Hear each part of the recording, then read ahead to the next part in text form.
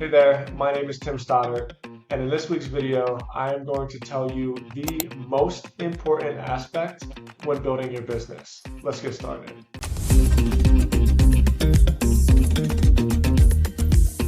When I first started building online businesses, specifically in 2010, when I first started Sober Nation, I thought that working hard and learning how to do everything was the most important thing I could do.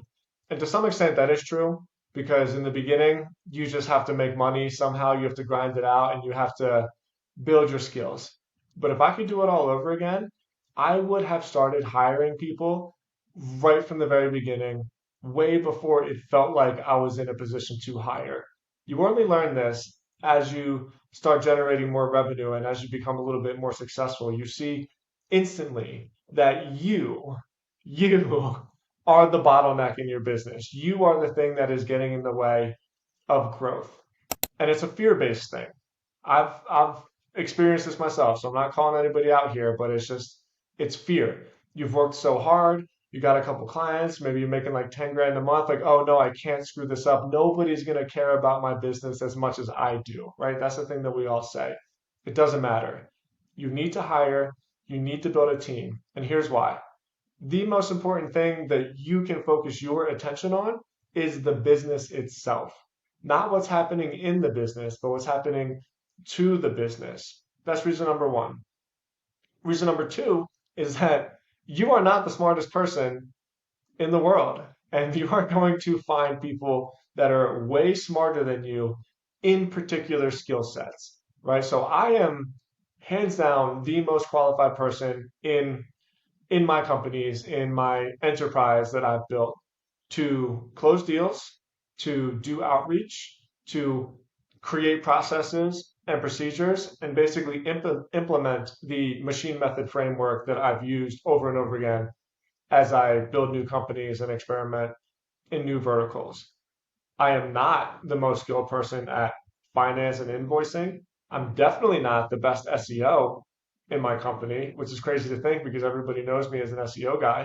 I'm not the best outreach person in my company in terms of like aggregating leads and generating new leads. I can generate leads through relationships and through the network that I've built, but in terms of like volume and managing a sales team, I'm not the best person to do that. I know how to build sales teams. I am not going to manage a sales team. It's impossible for me to do because I have a very low level of patience, which is why I don't have a job and why I can't work for anybody ever.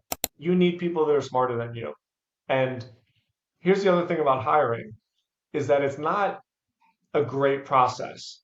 You're going to go through plenty of people and you're going to have good hires. You're going to have people that you think are good hires that turn out to be disasters. You're going to have people that you don't have a lot of expectation in that turn out to be the best hires that you make in your whole entire company.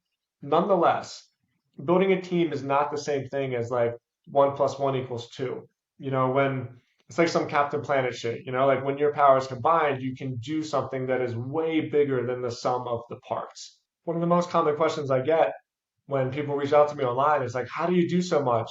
Are you just working all the time? And I work a lot. I enjoy working and I'm very passionate about what I do, but no, I am not working all the time. And the truth is, I personally don't do that much.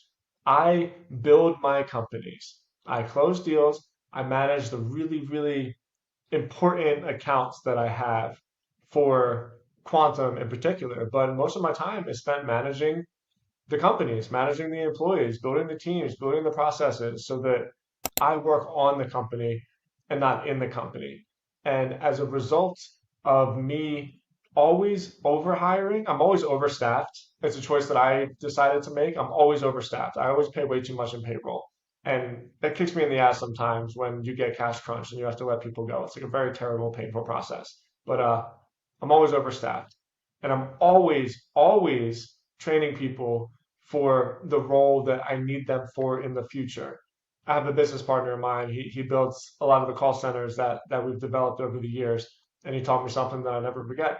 Hire, train, develop, hire, train, develop, hire, train, develop. That's almost my entire job as the leader of my team. So as the business owner, I had two roles: grow the company, hire, train, develop. And that's it. That's really the best possible use of my time. That is the power law. That is the Pareto principle. That is me getting 80% of the results by focusing on the 20% of the work that really, really moves the needle. So what most of you do is you try to do everything. You try to manage the invoices yourself. You try to do all the customer service yourself. You try to do all the work yourself. And like I said, when you're freelancing, that's the thing that you just have to kind of deal with. You got to work your way up in the beginning. But my advice to you for this video is hire before you think you need to. You're going to go through some hires before you build your dream team.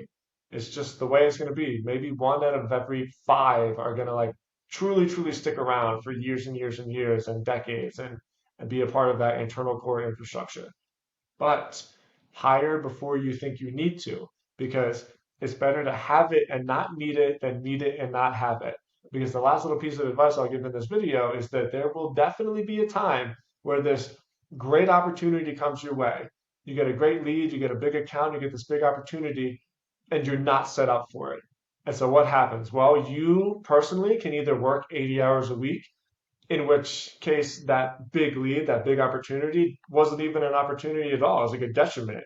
It fucked your life up. It didn't make your life better. You're just working more and like maybe it's going to work out. Or you get to a place where you're overstaffed. And as these serendipitous opportunities present themselves, as they always do when you promote yourself, when you put out content, when you follow the machine method, when you do these things that I'm telling you to do, when you build directories, when you build newsletters, like opportunities just come to you. And so when they do, will you be able to meet that moment? Will you have a team that can handle the workload? And if you do, that's how you actually scale because you are not working more. You are making more, but not working more. And so your team is everything. The most important rule of building a business, hire. It's the most important thing you can do. Learn how to hire, learn how to take chances on people, learn how to be constantly optimizing and improving the personnel on your team and finding people that truly, truly buy in, that are motivated, especially financially, that are motivated financially, but also for a bigger purpose. Do that and your enterprise will flourish. Okay, thank you so much for watching this week's video. Please leave a comment. Please smash that subscribe button, and I'll talk to you on the next one.